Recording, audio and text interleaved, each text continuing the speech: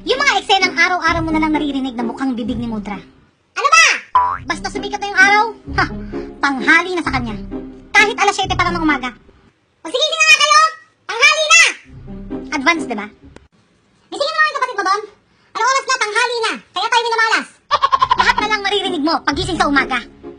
Wala na kayong ibang ginawa. Yan! Kasi, puyat ng puyat. Puro kayo Facebook.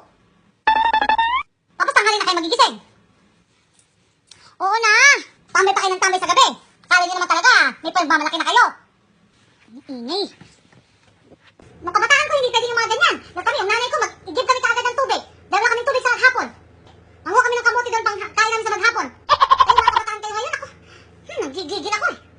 Tapos, yung kapatid mong tamad. Yung mga senyorito at senyorita, kung makautos wagas. Ano? Kaya naman niyang gawin, iuutos pa sa'yo. Apat may remote. Grabe ka naman, oh. Andyan na lang, oh. Hindi makapaglakad. Ito, disable. Utos pa, eh, no? Oh. Yung mga kasama mong kala mo sa restaurant kumain, may tagaligpit. Nagtuturoan pa. Magugas ka daw, magugas, ha? Lo, bet ako. Ako na nga nagugas kagabi. O, makikip ka na ng tubig doon. Sige. Tapos si magulang mong init ng ulo pag wala ng pera.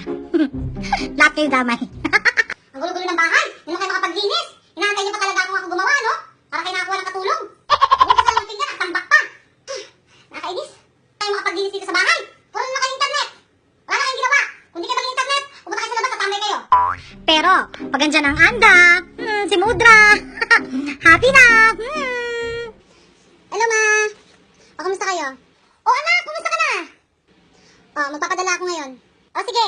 O, isulat niyo yung kontra ko mga ballpen, tsaka papel. Abot mo nga yung papel doon, tsaka ballpen. Uy, papel doon, tsaka ballpen, dali. Bilisan mo. Pen. Ito yung papel namin. O, ma, ito na ba? O, sige na. Okay.